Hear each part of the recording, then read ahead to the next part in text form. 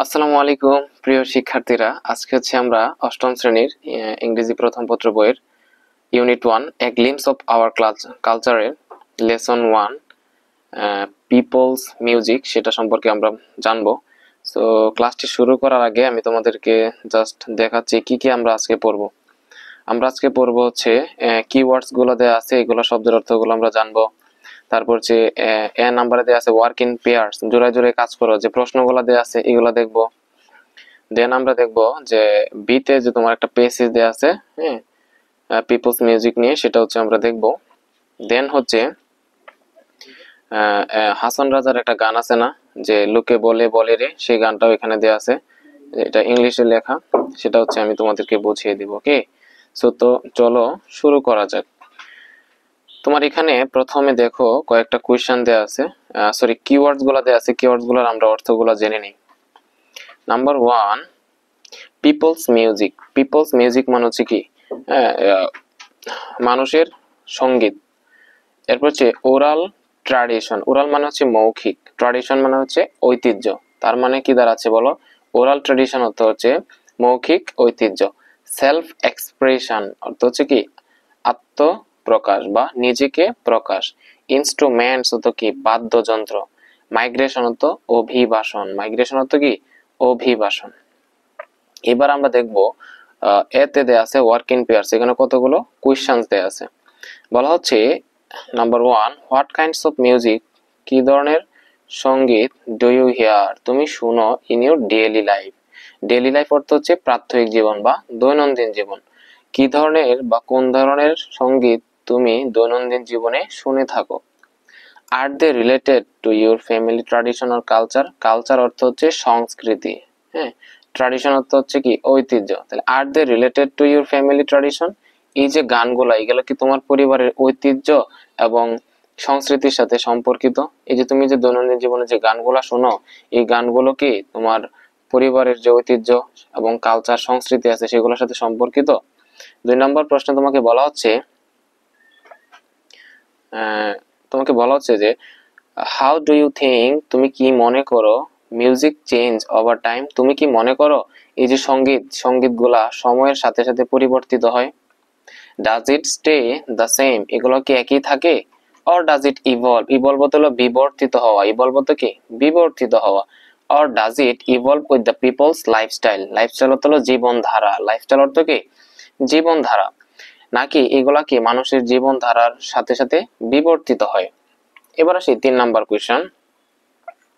Can you think of any traditional instruments you have seen or heard about. বলতে can you think of any traditional instrument, তুমি কি মনে করো any traditional instrument you have seen, তুমি ঐতিহ্যবাহী বাদ্যযন্ত্র যেটা তুমি দেখেছো, অর হার্ড শুনেছো, about what materials do you think they are made from, ওই যে বাদ্যযন্ত্রগুলা সেগুলা কি দিয়ে বানানো হয়েছে তুমি কি মনে করো? Why might certain types of music becomes less common as people move from village to cities? এখানে বলা হয়েছে দেখো, why might certain types of music, কেন কিছু যে নিশ্চিত সঙ্গীতের যে প্রকার আছে become less common, এগুলো হচ্ছে কি খুব কম কমন পাওয়া যায় আর কি, as people move from village to cities, যখন একজন মানুষ শহর থেকে গ্রামে যায়, গ্রামে যাওয়ার ফলে সেখানে কেন এই ধরনের গানগুলো কম পাওয়া যায়, সচরাচর দেখা যায় না কেন, তুমি কি মনে করো? এরপরে দেওয়া আছে বি, পেজটা আমরা এখন পড়বো। Read the text and answer the following question. Okay, এখন আমরা পেজটি পড়তে যাচ্ছি। পিপলস মিউজিক, মানুষের গান বা সঙ্গীত, also known as folk music, মানুষের যে সঙ্গীত এটা পরিচিত কি হিসেবে, লোকসঙ্গীত হিসেবে পরিচিত। Consist of tunes, lyrics and knowledge pass down orally for generation. Tune মানে হচ্ছে সুর, লিরিক্স মানে হচ্ছে কথা, গানের কথা থাকে, লিরিক্স থাকে না। এন্ড নলেজ তো তোমরা সবাই জানো, জ্ঞান। আর পাস ডাউন হলো তোমার প্রচারিত হওয়া, পাস ডাউন হতো কি, প্রচারিত হওয়া বা অতিক্রম করা। তাহলে এটা অর্থটা কি দাঁড়াচ্ছে, এই যে লোকসঙ্গীত কনসিস্ট অফ টিউনস, এটা গঠিত হয় সুর দ্বারা, কথা দ্বারা এন্ড জ্ঞান দ্বারা। পাস ডাউন, এই লোকসঙ্গীত গুলা প্রচারিত হয় ওরালি ফর জেনারেশন, ওরালি অর্থ হচ্ছে মৌখিক ভাবে, ওরালি ফর জেনারেশন, এটা লোকসঙ্গীত গুলা প্রজন্ম থেকে প্রজন্ম মৌখিক ভাবে অতিক্রম করে থাকে বা প্রচারিত হয়ে থাকে। Over time this music has evolved, সময়ের ধারায় এই যে সঙ্গীতগুলা হ্যাজ ইভলভ, এটা কি হয়েছে, বিবর্তিত হয়েছে। Closely tied to the way of people leave. মানুষের যে জীবনধারা, একটা সময় এক ধরনের জীবনধারা একভাবে বাস করতো, এখন সময়ের ধারায় সময়ের পরিবর্তনের কারণে এখন মানুষ হচ্ছে অন্যভাবে জীবনযাপন করতেছে। হ্যাঁ, তো এই যে মানুষের জীবনধারা পরিবর্তন হচ্ছে, এই মানুষের জীবনধারা পরিবর্তনের সাথে সাথে এই যে গান, ফোক মিউজিক, এগুলো কি হইতেছে, ইভলভ হচ্ছে। হ্যাঁ, এরপরে বলা হচ্ছে our agriculture, food, ecology, seasons and rituals are all reflected in these songs। আমাদের যে কৃষি, খাবার, ইকোলজি মানে বাস্তুসংস্থান বা পরিবেশ, সিজন মানে হচ্ছে কি ঋতু, রিচুয়ালস হচ্ছে আচার অনুষ্ঠান, রিচুয়ালস মানে কি আচার আচরণ, আর রিফ্লেক্টেড হলো প্রতিফলিত হয় ইন দিস সংস, এই গানগুলাতে। বলতেছে আমাদের যে কৃষি, তারপর হচ্ছে খাবার, বাস্তুসংস্থান, ঋতু, আচার আচরণ, এই সবগুলা হচ্ছে এই গানগুলা, ফোক মিউজিক গুলাতে প্রতিফলিত হয়। এই গানগুলা শুনলেই বোঝা যায় আমাদের এগ্রিকালচারটা কেমন, আমাদের খাদ্যাভ্যাস কেমন, আমাদের বাস্তুসংস্থানটা কেমন। ওকে, এগুলো হচ্ছে ফুটে ওঠে কিসের মাধ্যমে, এই ফোক মিউজিকটার মাধ্যমে। ফোক মিউজিক কোনগুলা, পল্লীগীতি, ভাটিয়ালি, জারি, সারি, হ্যাঁ, গাম্ভীরা, তারপরে হচ্ছে কি লালন গীতি, পালা গান, and the songs of Hason Raja, এবং হাসন রাজার গান। All embody the self expression of the people. এই সবকিছু কি করে, এমবডি হলো মূর্ত করা বা প্রতিফলিত করা বা প্রতিচ্ছবি করা। Embody the self expression of people, এই প্রত্যেকটা গান মানুষের যে জীবনধারা, মানুষের যে আত্মপ্রকাশ, সবগুলো কি কি করে, প্রতিফলিত করে, প্রতিচ্ছবি করে। দেন তোমাকে বলা হয়েছে as the landscape change. Landscape হচ্ছে ভূদৃশ্য, ল্যান্ডস্কেপ হচ্ছে কি ভূদৃশ্য, চেঞ্জ মানে পরিবর্তন। তাহলে কি হচ্ছে, ভূদৃশ্য পরিবর্তনের কারণে the music shifts to, shift মানে হচ্ছে কি পরিবর্তন হওয়া, শিফট হতো কি পরিবর্তন হওয়া। এই যে ভূদৃশ্য পরিবর্তনের কারণে এই সঙ্গীত গুলো কি হয়, পরিবর্তিত হয়। ইন দ্য হিল ট্রেক্স, পাহাড়ি অঞ্চলে তুমি যদি দেখো, you encounter music with the same rule but expressed in the diverse language of their ethnic community. দেখো এখানে কি কথাটা বলা হয়েছে, পাহাড়ি অঞ্চল যে আছে, you encounter music with the same rule, তুমি এই গানগুলা সেম রুলই তুমি কি শুনতে পাবা, বাট এক্সপ্রেসড, এটা প্রকাশ করা হয় in the diverse language. Diverse language মানে কি একটা ভিন্ন ভাষায় অফ দ্য এথনিক কমিউনিটি। দেখো পাহাড়ি অঞ্চল যে তুমি যাও, পাহাড়ি অঞ্চলে গেলে তুমি দেখবা ওখানে অনেক নৃতাত্ত্বিক জনগোষ্ঠী সেখানে কি করে বাস করে, তাদের ল্যাঙ্গুয়েজ কিন্তু বাংলা ল্যাঙ্গুয়েজ থেকে অনেকটাই কিন্তু আলাদা। তো তারা কিন্তু এই ফোক মিউজিক এইগুলাই গায়, কিন্তু তারা কি গায় হচ্ছে তাদের নিজস্ব যে তোমার এথনিক কমিউনিটিস এর যে একটা ভাষা আছে, বিভিন্ন ভাষা, সেই ভাষায় তারা হচ্ছে এই গানগুলো প্রকাশ করে থাকে।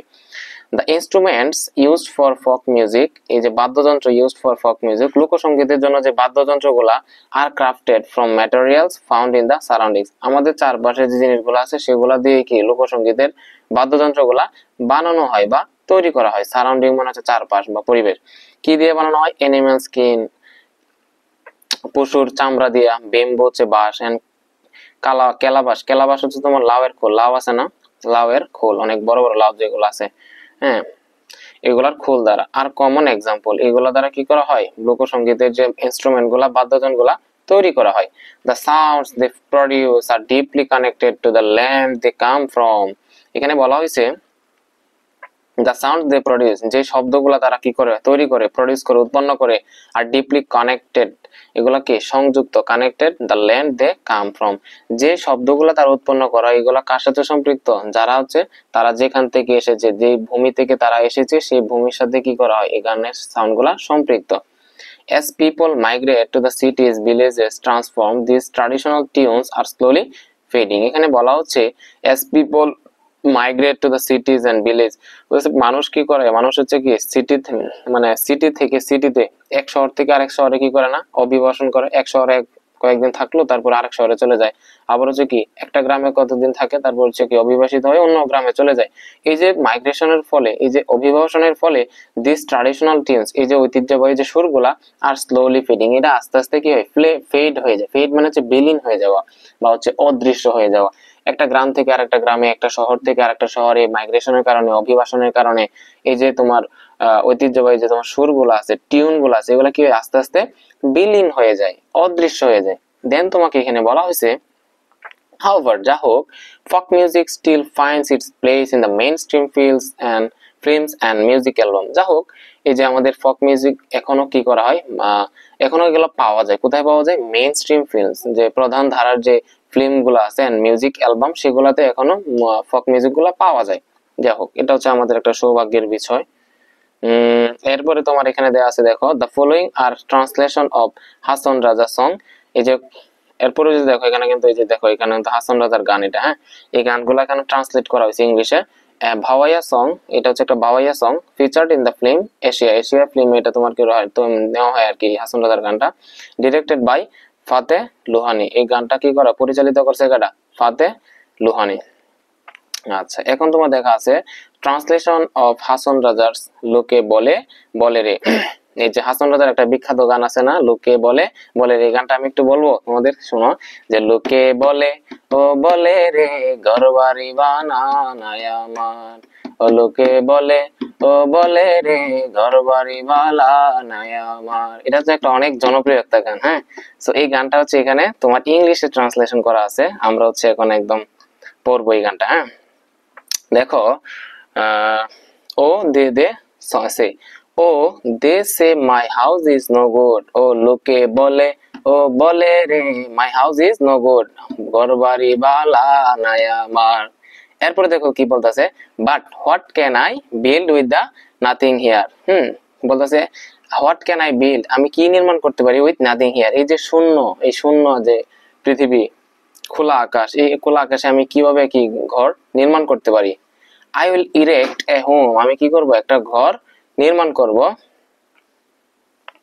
আই উইল ইরেক্ট, ইরেক্ট তো তোমার কি নির্মাণ করা, ইরেক্ট তো কি নির্মাণ করা। I will erect A home, আমি একটা বাসস্থান বা আমি একটা ঘর নির্মাণ করব। Yet how long will truly stay, বলছে আমি সত্যিকার অর্থে আমি কতদিন বাঁচবো। হাউ লং কতদিন, আই ট্রুলি স্টে সত্যিকার অর্থে আমি কি এই দুনিয়াতে থাকবো, এই দুনিয়াতে বাস করব। I gaze into the mirror, mirror মানে হচ্ছে আয়না, গেজ হচ্ছে তোমার এক দৃষ্টিতে তাকিয়ে থাকা বা তাকিয়ে থাকা।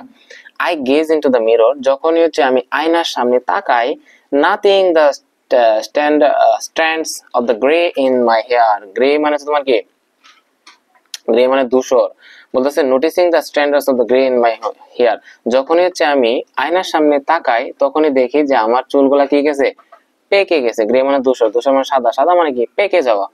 থিঙ্কিং অফ দিস, এটা ভেবে হাসন রাজা নেভার বিল্ট এ ডুয়েলিং, হাসন রাজা যখনই আয়নার সামনে যায় তখনই দেখে তার চুলগুলো পাকে গেছে, এটা ভেবে হাসন রাজা নেভার বিল্ট এ ডুয়েলিং, ডুয়েলিং মানে হচ্ছে তোমার বাসা, ঘর বাড়ি, গৃহ, সে কখনোই কি করে না, ঘর বাড়ি বানায় না।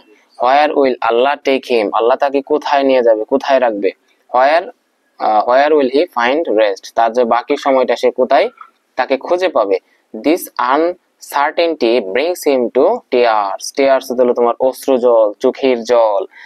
দিস আনসার্টেনটি, এই যে অনিশ্চয়তা, ব্রিংস হিম এটা তাকে এনে দেয় টু টিয়ার্স, এই যে তোমার সে কোথায় থাকবে, বাকি জীবনগুলো সে কোথায় থাকবে, আল্লাহ তাকে কোথায় রাখবে, এই যে একটা অনিশ্চয়তা, এই অনিশ্চয়তা তার চোখের মাঝে কি নিয়ে আসে, জল নিয়ে আসে, পানি নিয়ে আসে। If only Hason Raja had known his days, যদি হাসন রাজা জানতো his days, তার দিনগুলো কতদিন সে বাঁচবে, he would have painted, সে তৈরি করতো his room, তার দালান কোঠা। এখানে রুম বলতে রুম নাই, এখানে রুম বলতে বোঝাচ্ছে দালান কোঠা, রুম বলতে এখানে কি বোঝাচ্ছে, দালান কোঠা। If Hason Raja had known his days, যদি হাসন রাজা জানতো সে কতদিন বাস করবে, কতদিন বেঁচে থাকবে, he would have painted his room, সে তার দালান কোঠা বানাতো in vibrant hues, হিউ মানে তোমার কি রং, কালার, হিউ মানে কি রং, কালারের একটা সিনোনিম ওয়ার্ড হচ্ছে কি হিউ। তাহলে সে কি করতো, সে বিভিন্ন উজ্জ্বল কালারে সে তার দালান কোঠা বানাইতো।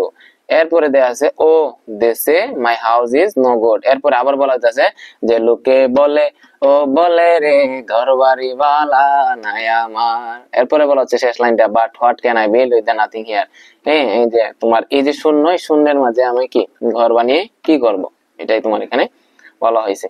সো এটাই ছিল আমাদের আজকের পিপলস মিউজিকের যে পেসিসটা।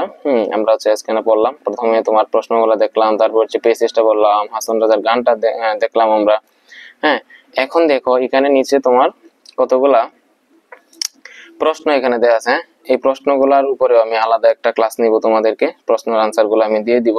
ওকে, সো তোমরা ক্লাসটি তোমাদের কাছে কেমন লেগেছে তোমরা হচ্ছে কমেন্ট বক্সে কি জানিয়ে দিবা। ওকে, আর যারা হচ্ছে এখন আমার চ্যানেলটা সাবস্ক্রাইব করো নাই তোমরা সাবস্ক্রাইব করে রাখো, এবং পাশে থাকা যে বেল আইকনটা সেটা প্রেস করে দিও, যাতে হচ্ছে সবার আগে তুমি ক্লাসটি করতে পারো। ওকে, আল্লাহ হাফেজ, দেখা হবে অন্য একটি ক্লাসে। ওকে ওকে, বাই।